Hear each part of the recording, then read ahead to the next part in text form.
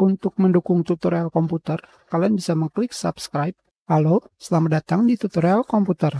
Tutorial kali ini mengenai cara membuat EPUB layout method atau dikenal sebagai metode layout. Metode layout digunakan untuk menentukan seperti apakah layout yang akan ditampilkan pada perangkat keras, entah itu di komputer atau laptop maupun di ponsel pintar. Di sini terdapat dua metode layout, yaitu reflowable dan fix.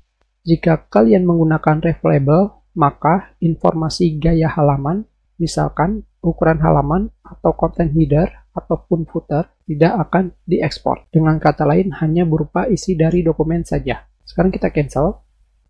Di sini kita sudah menggunakan footer, jadi di sini kita tinggal menambahkan header. Di sini kita hanya perlu mengetikkan ini header, seperti ini.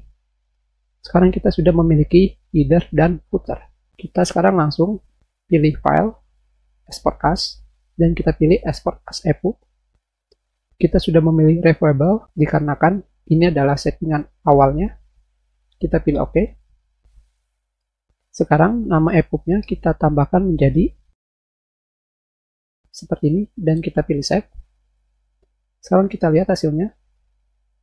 Dan seperti yang kalian lihat di sini, dari header ataupun footer dihilangkan.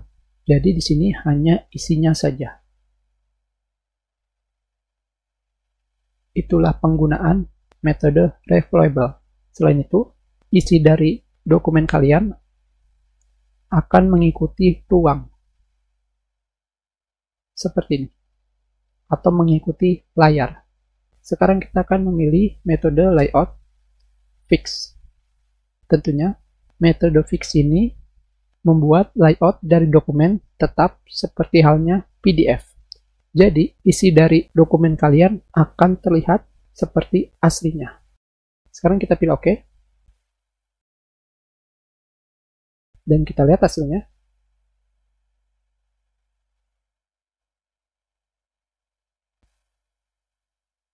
Dan seperti yang kalian lihat di sini, dari header, footer, dan isi, semuanya mirip seperti aslinya. Itulah perbedaan dari metode layout, reflowable, dan fix. Kita sudahi. Terima kasih.